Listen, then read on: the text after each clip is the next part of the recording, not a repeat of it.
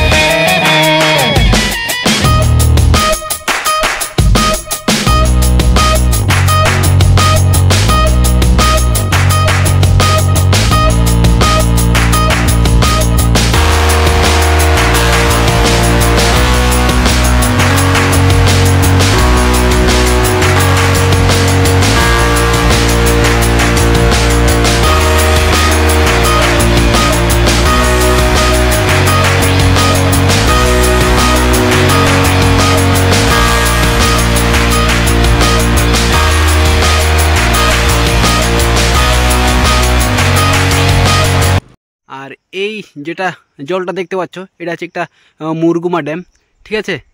আর এরকম লোকেশনটা আছে, ভিউটা আছে। আর এদিকে যে রাস্তাটা দেখতে পাচ্ছ ওই রাস্তা দিয়ে আমি এলাম, ঠিক আছে। একেবারে আমি উপরে উঠে গেছি আর এরকম নাজারা আছে, একবার দেখে নাও।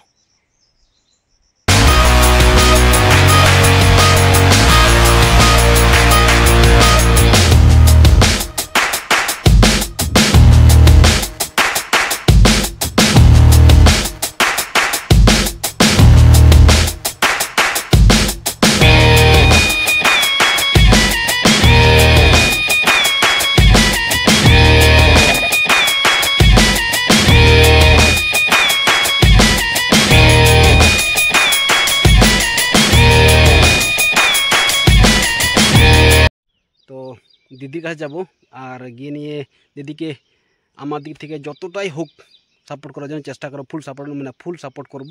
যেহেতু কিছুটা আমার দিক থেকে মানে পয়সা নিয়ে এসেছি, তো এই পয়সাটা যাতে করে ভালো কাজে দিদি লাগাতে পারে তার জন্য। তো এই পয়সাটা একটা খামের মধ্যে ঢুকিয়ে দেবো। এই যেটা খাম, এই খামের মধ্যে ঢুকিয়ে দেবো। নাম লিখবো কি লিখবো না বুঝতে পারছি না, বাট কোনো অসুবিধা নাম না লেখার নাম যদি না লিখে ফেলি তাহলে বিশেষ কিছু প্রবলেম হবে না, ঠিক আছে। বাট হেল্প করলাম ওটাই যথেষ্ট, ঠিক আছে। তো চলো গিয়ে দিদির কাছে পৌঁছাচ্ছি আর আপনাদেরকেও দেখাচ্ছি, চলো। আমি অলরেডি মালতী দিদির গ্রাম পৌঁছে গেছি আর হেঁটে হেঁটে উঠছি, ঠিক আছে। আর ওর যেখানে ছেলেগুলোকে পড়াই সেখানে অলরেডি আমি এসে গেছি। এরকম জায়গা আছে আর এখানে কিন্তু তালা লাগানো আছে, খোলা নেই। আর এরকম জায়গা, ঠিক আছে। এদিকে মাঠের মতো আছে, খুব ভালো। আর ওই স্কুলটা কিন্তু এখানে, কারেন্টও আছে, ঠিক আছে। এরকম জায়গা আর এরকম ভিউটা আছে, ঠিক আছে, দেখ। আর এইদিকে কিন্তু টাওয়ারও দেখা যাচ্ছে এই সাইডে। আর এই সাইডে কিন্তু নদী নালা আছে, অনেক খাল, পড়ে গেলে আর উঠতে পারবি না, ঠিক আছে। খুঁজে পাওয়া যাবে না, হাড়গোড় সব কিচ্ছু পাওয়া যাবে না। এরকম লোকেশন।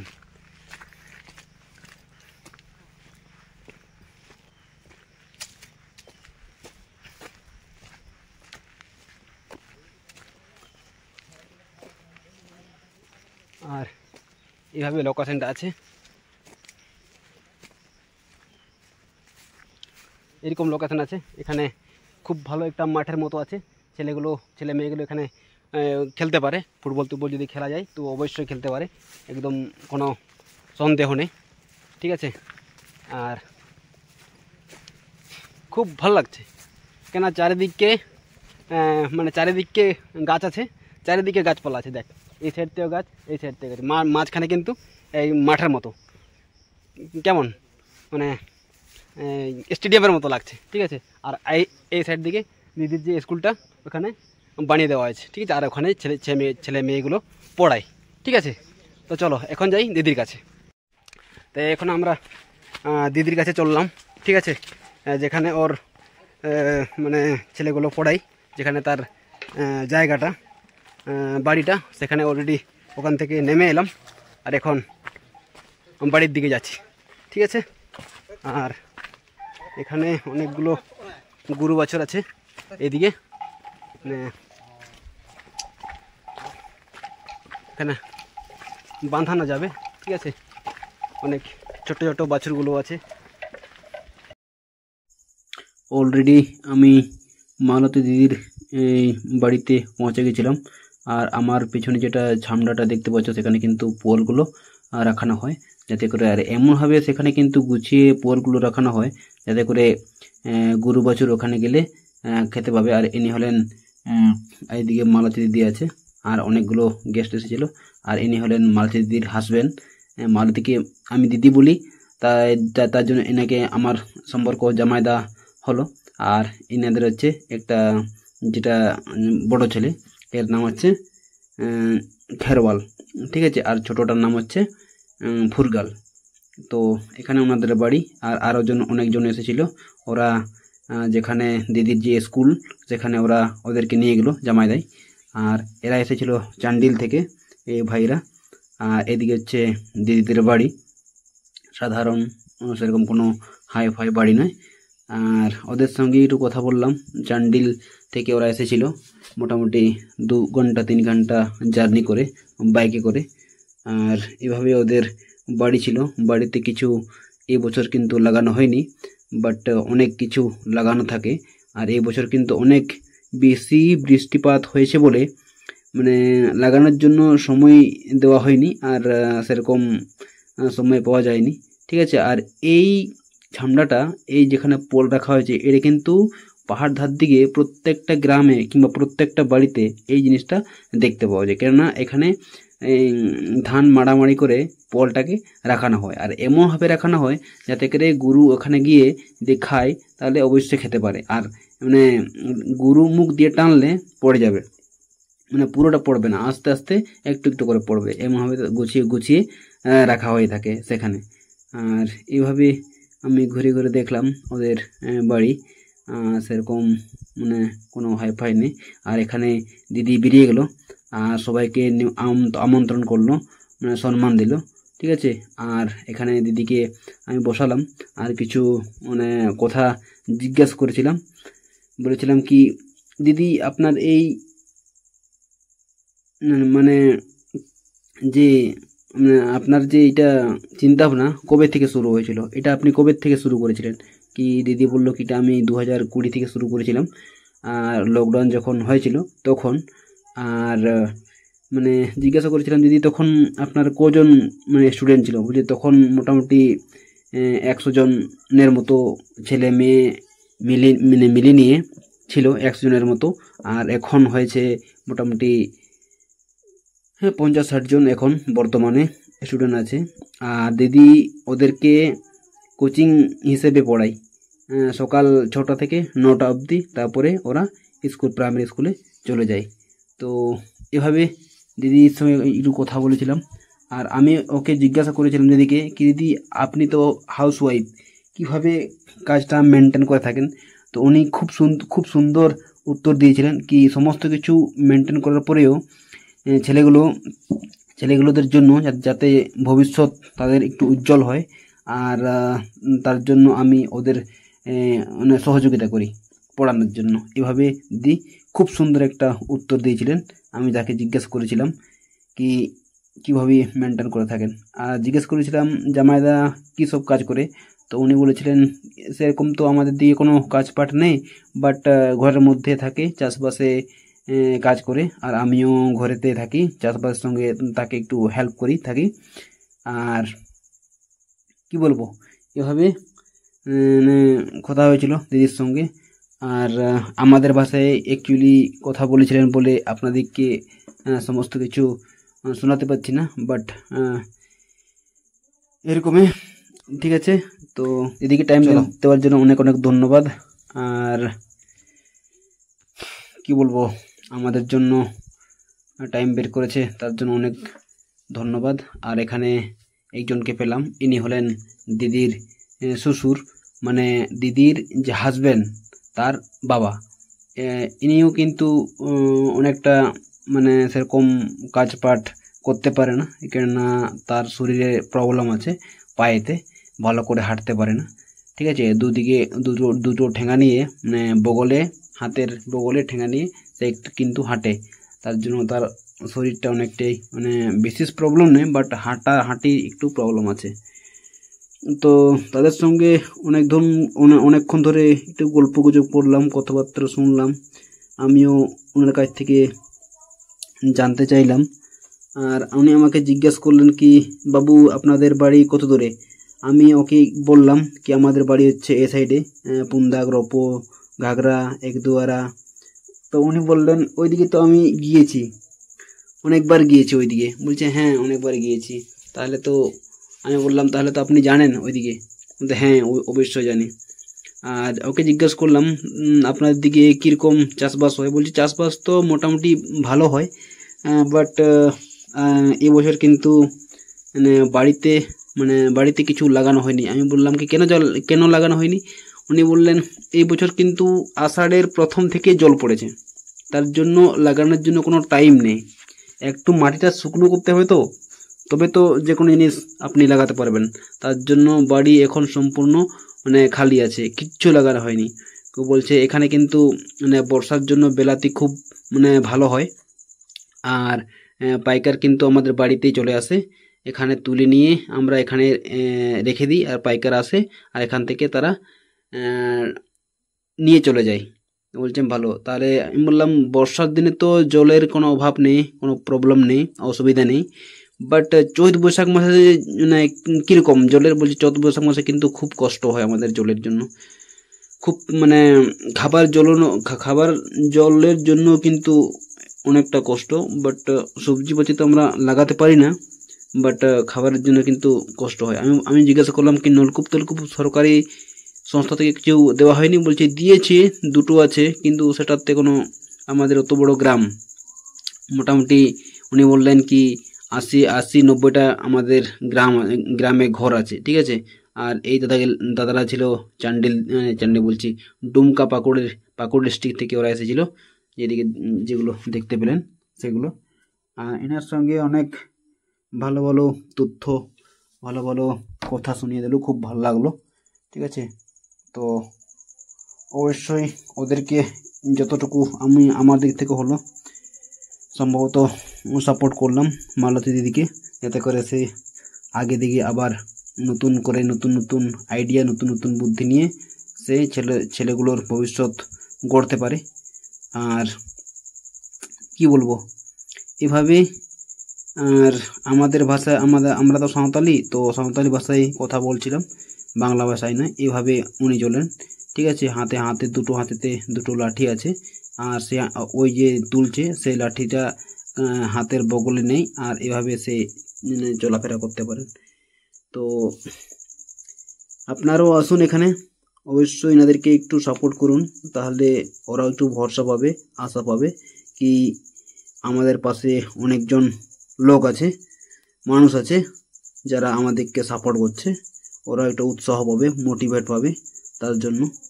তো অনেকক্ষণ ধরে আমি ওনার সঙ্গে গল্পগুজব করলাম। আমি কিন্তু গল্পগুজব করতে অনেকটাই পারদর্শী, কেননা আমার কথাবার্তা একটু শেষ হবে না। যে কোনো লোকের সঙ্গে আমি মিশতে পারি, যে কোনো লোকের সঙ্গে কথা বলতে পারি, সেরকম কোনো ভয় নেই। মিশতে জানি লোকের সঙ্গে কীভাবে মেশাতে হয়, মিশতে হয়। সব রকম মানুষের সঙ্গে আমার মেলামেশা অবশ্য ভালো করে জানা আছে। তো ওটাই আর কি। চলো। আর দিদির সঙ্গে কিন্তু আমাদের সাঁওতালি ভাষাতে কথা বললাম, ঠিক আছে একটু। আর কি বলবো, চলো তাহলে এখন ঘুরে যাই। আর চলো। আর আমি অলরেডি মালতী দিদির বাড়ি থেকে বেরিয়ে এলাম, কিছু দূর এসেছি। এখানে আমার BMW। তো ও দিদির সম্পর্কে অনেক কিছু কিছু মানুষ, অনেক মানুষ নয়, কিছু মানুষ 100 জনের ওই একজন যদি বেরিয়ে আসে, তো সেরকম মানুষ নেগেটিভ কথা বলে, ঠিক আছে। তো প্রপারলি আমার চোখে দেখলাম, দিদির সঙ্গেও কথা বললাম, দিদির বাড়িতে গেলাম, তাদের অবস্থা কীরকম, পরিস্থিতি কীরকম। সেরকম পরিস্থিতি থাকা সত্ত্বেও বাড়ির কাজ, দুটো ছেলে আছে, তাদেরকে পরণ পোষণ, খাওয়া দাওয়া সমস্ত কিছু কাজ করার পরেও সেই ছেলেদের জন্য, ওদের পড়ানোর জন্য, ওদের ফিউচারের জন্য সেই কি করে টাইমটাকে বের করে ফেলে। তাহলে বুঝতে পারছো কীরকম লেভেলে এফোর্ট, কীরকম লেভেলে তার মেন্টালিটি। এরকম দিদি কিংবা এরকম দিদি দিদি থাকে, খুব ভাগ্যের ব্যাপার। এরকম দিদি সমাজের মধ্যে হাজারের মধ্যে না লাখের মধ্যে একজন পাওয়া যায়, ঠিক আছে। তো দিদিকে অবশ্যই সাপোর্ট করা দরকার, অবশ্যই সাপোর্ট করব। আমার দিক থেকে যতটা আমি পেরেছি। হয়তো ভিডিওতে সেই জিনিসটা নেই, আমার দিক থেকে যতটা হয়েছে ততটা আমি দিয়েছি, সাপোর্ট করেছি, ঠিক আছে। কিন্তু ওই জিনিসটা আমি ভিডিওতে আনিনি। আমি জানি এটা ওই জিনিসটা আমি সাপোর্ট করছি, গিফট দিলাম দিদিকে, সেই জিনিসটা আমি ফটো তুলবো, হ্যাঁ, আমি কি লোকে জানতে পারবে সাপোর্ট করেছে, হ্যাঁ। 500 টাকা দিলাম, আবার ফটো তুলছি, ফটো তোলার দরকার নেই আমার।